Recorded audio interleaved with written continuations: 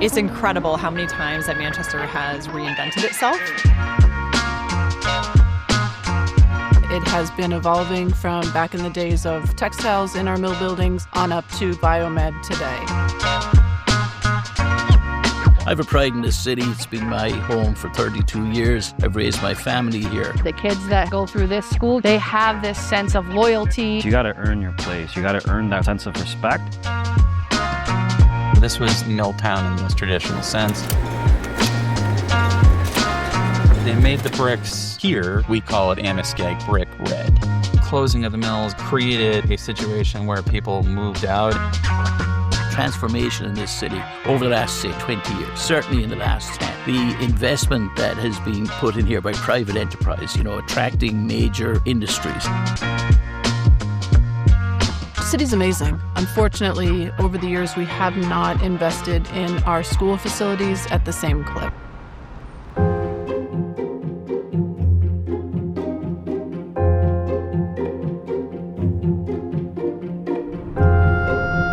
Manchester, sadly, has slowly become the least well-funded school system in the state of New Hampshire. School facilities are among the most antiquated in the state. Last school built in Manchester was 1995. We had a bunch of schools over 100 years old. The average age of our schools is 75 years. There was real need there in these buildings. They weren't large enough to accommodate the size of the populations we now had in them. 220 kids in here at this time, and it makes it obviously very loud in here. And this is the thing everybody talks about with Beach Street is there's no windows.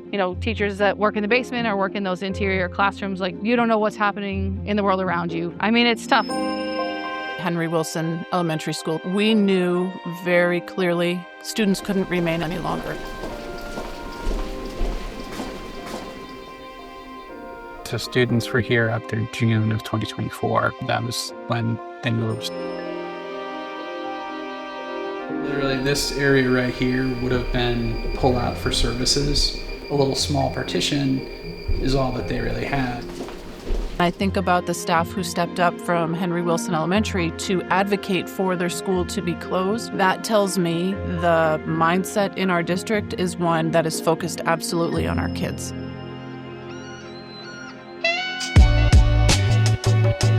Back in 2017, a bunch of local businessmen, educators got together with an interest in learning more about our schools and founded Manchester Proud. When we began, we admitted we didn't know very much about what was going on in the schools, to my shame. So we said, before we do anything, let's go through the most intensive community engagement exercise Manchester has known. Deep canvassing of all 12 wards, more than 400 events, really make what we hoped would be the plan for the future of the schools built from the ground up with real, authentic community participation. We developed a master plan. We now have that plan.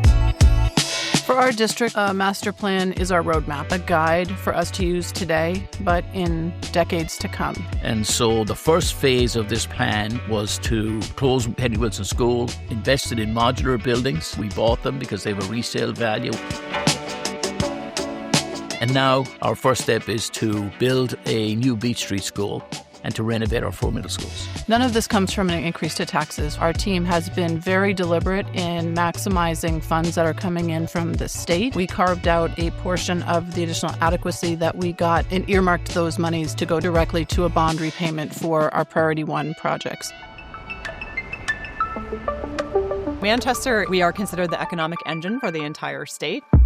Technology, business and professional services, also kind of that biomanufacturing. The workforce pipeline is incredibly dependent on education. You're trying to retain or attract talent. Those people have families or they want to build families.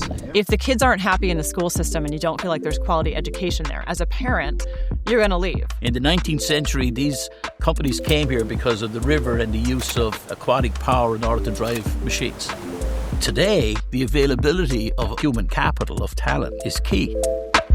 People are really looking for where they want to live and finding employment second. Just thinking about Manchester on a competitive level versus other cities, we can't afford not to do this. A healthy, thriving public school system leads to a healthy, thriving community. Our hope is that by giving this investment in, it really does give the message to our students and our staff that we value public education in the city and we really want to see students thrive. I'm generally fiscally conservative in my life. I like to spend money wisely. But the reality is we need facilities that enable and inspire learning. What do students need?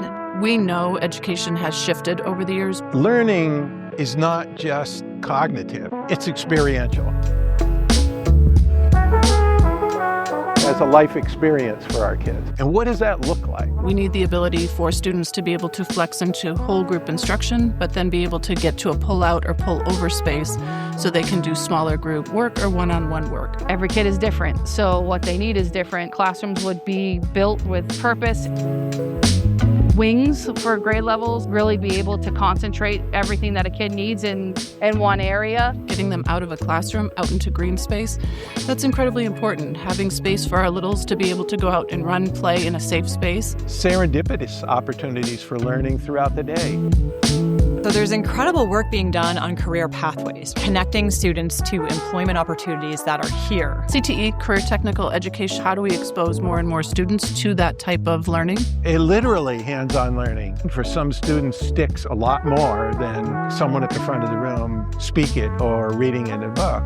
If a student wants to go into botany or they want to be an engineer, what do they need to do today in the classroom to prepare themselves?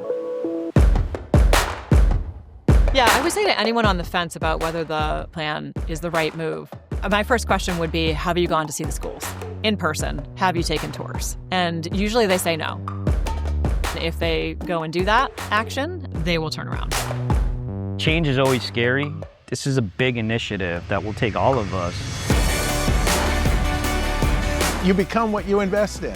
If you want good enough, you can have good enough. If we want excellent for our kids, then we have to rethink what excellent means. We recognize that some of us used to do things with so little, right? And now we're adopting and recognize that there were gaps in that process.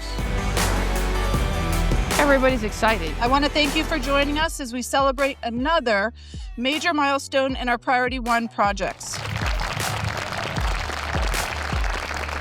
While many think the physical space of a learning environment is not important or as important as the engagement of a lesson, the intrigue of the curriculum, in middle school, the physical space plays just as much as an important role. The investment of $306 million in the infrastructure of our schools is a huge step for any municipality and any city.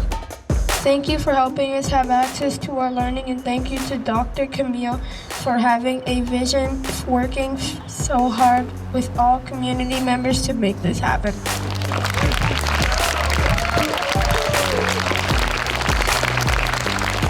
It's happening. Let's go. Feels fabulous to be here. How many thousands of kids are going to be impacted by this moment? When you see students start to identify, here's what the school is going to mean for us, here's what this change is going to mean, we're right on the money. Keep going, keep pushing.